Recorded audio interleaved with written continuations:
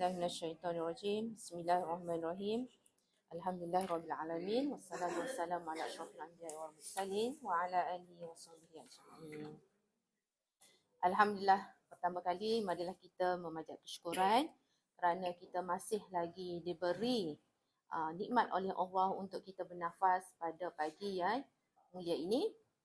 Tapi jangan lupa kepada sahabat-sahabat kita ataupun satu saudara kita, saudara se-Islam kita di Palestin. Setiap kali kita solat, marilah kita sama-sama mengangkat untuk mendoakan mereka di sana. Kita kat sini boleh berkumpul dengan aman, tapi mereka di sana, insya-Allah. Okay. Alhamdulillah, minggu lepas kita sudah mendengar tazkirah daripada Ustazah Mazlina. Begitu banyak sekali doa-doa ataupun petikan-petikan ayat Al-Quran yang dikongsikan oleh beliau. Masih ingat lagi tak? Adakah kita amal dengan ayat-ayat yang diberikan itu? Masya Allah, Alhamdulillah. Ada kan? InsyaAllah. Antara banyak-banyak ayat-ayat ataupun doa-doa yang dikongsikan oleh Ustazah Mazlina tu, ada satu ayat yang memang memberi kesan kepada hidup saya, yang memang saya amalkan, yang memang sentiasa menitilah di bibir saya setiap kali ada kita perlukan pertolongan dia kan. Biasalah bila kita susah baru kita ingat dia. Iaitu ayat yang dikongsi oleh Ustazah Asma Arun, iaitu wa ufawidu amri innallaha basirum bil ibad. Ayat ni sentiasa saya baca ataupun saya bila masa kita kan orang cakap wanita yang bekerja, jadi ada masa yang kita terpaksa meninggalkan keluarga kita terpaksa meninggalkan anak-anak kita, urusan kita. Maknanya kita bergantung harap kepada ataupun kita memohon supaya semua keluarga kita, anak-anak kita di bawah jagaan Allah SWT, insyaAllah. Jadinya untuk hari ni, yang tu intro je lah. Orang cakap apa, set induksi. Kena ada lah set induksi. Kita recall balik apa pelajaran yang lepas. Ingat lagi kan? Okay. Okay, insyaAllah. Sahabat-sahabat yang saya kasihi sekalian. Kita hidup kat dunia ni hanyalah sementara. Semua tahu, satu masa kita akan kembali ke liang dia. Satu masa kita akan kembali kepada dia. Cuma masa tu kita tak tahu. Jadinya sepanjang, contohlah saya ni dalam 40 lebih lah. Sepanjang 40 lebih saya hidup atas dunia ni, apa yang saya buat atas dunia ni? Untuk kita kembali kepada dia, apa yang saya dah buat? Bila dah masuk umur 40 ni, saya sentiasa mengingat Allah, ingat kematian lah. Dan saya sentiasa nak tidur malam tu macam sentiasa terganggu sebab saya tahu saya ni bukan hamba dia yang baik lah. Tu memang sentiasa saya, ya Allah, betapa saya ni, ya Allah, umur 40 apa yang aku dah buat ni? Apa yang aku dah buat atas dunia ni yang untuk aku bawa? Kalau kata nak dengan amalan kita tu memang tak cukup lah untuk kita masuk syurga dia dengan amalan kita, tak ada. Jadi kita kena, apa yang kita perlukan adalah redha dia lah. Redha Allah SWT. Yang tu yang kita perlukan. Dengan amal kita memang tak cukup. Jadinya hari ni saya nak kongsi bagaimana orang cakap cara ataupun kita nak dapat redha Allah tu. Yang pertama, tak lain dan tak bukan adalah melalui jalan akidah. Pegangan kita. Pegangan kita yang mengatakan bahawa Allah itu adalah Tuhan Yang Maha Esa lah. Dengan kata mudah, kalau bahasa Kelantan keluar tu tak apalah ya. Dengan kata mudah, kita kena kenal siapa Tuhan kita. Tu. Kita lahir, kita diciptakan oleh dia, kita kenal ke tak siapa pencipta kita ni? Bila kita tak kenal pencipta kita, macam mana kita nak redha dia? Macam kita lah, contoh kalau kata kita nak pergi minta kerja kan.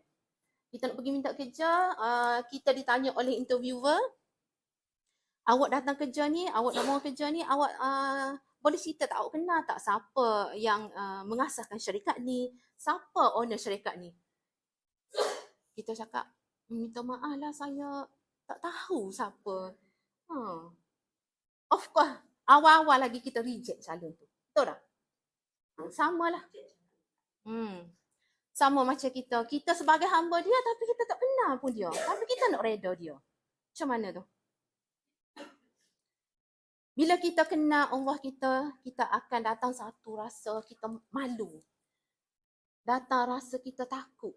Kita malu sebab apa? Sebab selama kita hidup, adakah betul-betul kita menjadi hamba dia yang beriman, hamba dia yang bertakwa, kita akan jadi rasa takut. Ya Allah, aku ni duduk atas muka bumi dia ni, aku diciptakan ni untuk apa? Adakah kita sudah buat apa yang dia suruh? Adakah kita sudah tinggalkan apa yang dia larang? Kita nak mengharapkan redha dia. Adakah kita jadi hamba dia yang beriman, yang bertakwa? Itu adalah yang pertama lah.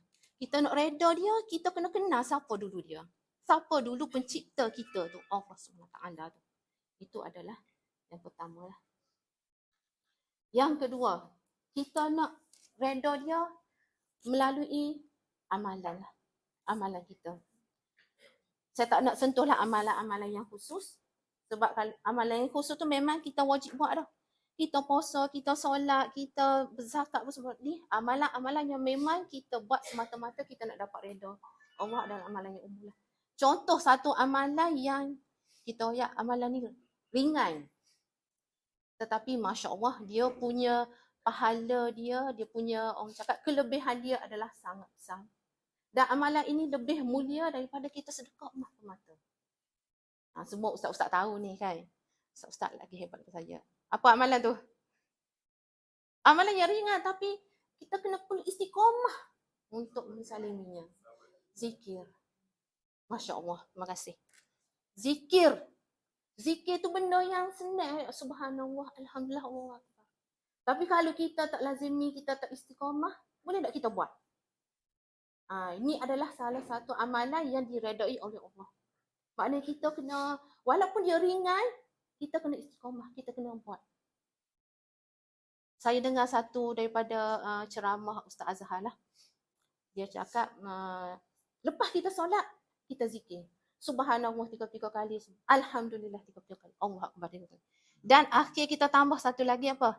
La ilaha illallah wahdahu la syarikalah walhamdulillahi wa yumi wa ala kulli syai'in qadir. Kita baca selawat ni, kita panggil selawat Fatimah tapi kita tambah satu lagi. InsyaAllah dosa-dosa kita lepas akan diampun. Seperti mana, walaupun banyak, seperti buih-buih di lautan. Tapi kalau kita tak lazimi, kita tak istiqamah, boleh tak? Dan boleh tak dapat redha Allah tu? Tak ada.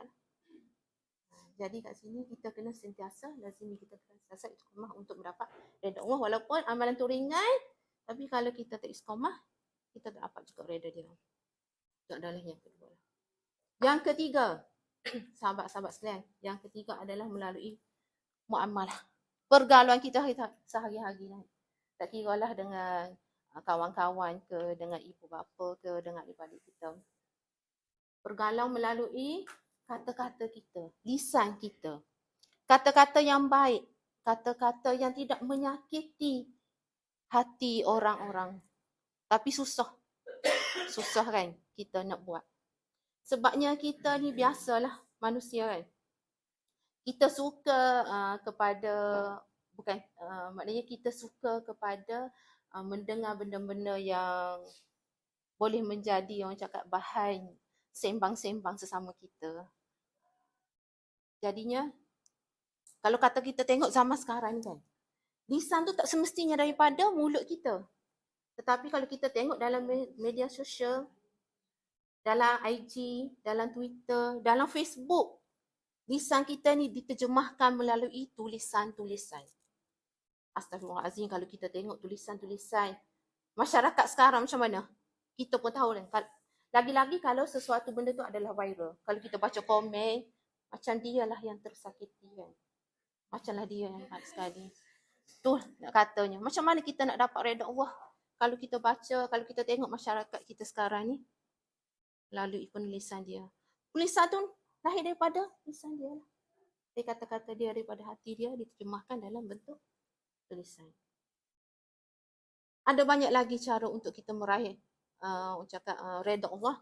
Yang selalu kita dengar adalah menjaga hubungan ataupun kita menjaga kebajikan ibu bapa kita. Pernah dengar kan? Redha Allah terletak pada redha ibu bapa. Jadi kalau kata ada ibu bapa lagi, kita santunilah ibu bapa kita. Kita jagalah kebajikan ibu bapa kita. Jadilah anak yang baik, yang bertakwa. Kalau kata ibu bapa kita dah tak ada, jangan lupa kita mendoakan dia setiap kali dalam solat kita. Doa untuk kesejahteraan ibu bapa kita, untuk kita dapat redha Allah. Ada banyak lagi. Cumanya, adakah dengan cara ini sahaja kita nak meraih redha Allah? Tak ada. Banyak lagi. Dengan syarat kita kena kajilah Al-Quran dan As-Sunnah. Kena tengok dalam Al-Quran dan As-Sunnah apa cara-cara untuk kita nak dapat redha Allah. Ada satu syekh tu, bukan syekh, ulama lah. Ulama yang saya baca lah, saya baca dalam satu petikan, ulama tu adalah Imam Al-Qushairi lah, dalam kitab dia cakap. Seorang hamba ni, dia hampir-hampir tak mendapat redha daripada Allah. Hampir-hampir tidak dapat redha Allah, melainkan Allah redha. Sebab apa? Sebab dia cakap kita ni, hamba dia, manusia ni ada naik, ada turun dia. Naik turun apa? Dalam keimanan kita lah. Maknanya ada kita buat baik. Ada masa juga kita menghapuskan amalan-amalan yang kita buat tu. Dari segi tadilah. Macam kita suka menjaja cerita, kita suka berkata-kata yang tidak elok. Itulah. Tapi kita mengharapkan redha dia. Jangan putus asa. Kita doa, kita nak redha dia. Sebab apa? Sebabnya penatlah sahabat-sahabat. Penat bila mana kita kembali kepada dia dengan tak ada bawa apa-apa. Habis segala amalan kita ni boleh ke orang lain.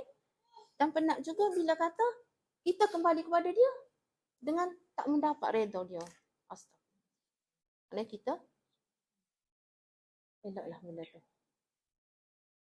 Okey, itu saja. Senyap semua ni. Okey, itu saja maknanya yang kita harapkan adalah redha dia lah. Kita semua tahu bahawa dengan amalan kita, kita solat lah banyak mana, kita puasa, kita zakat, kita buat apa yang wajib, yang kita buat, yang sunat pun kita buat. Tapi tak menjaminkan syurga jika tidak mendapat redha Allah. Jadi kita kejarlah redha Allah. Itu saja. Alhamdulillah. Okey, ni tambahan lah, tambahan. Cik Ani.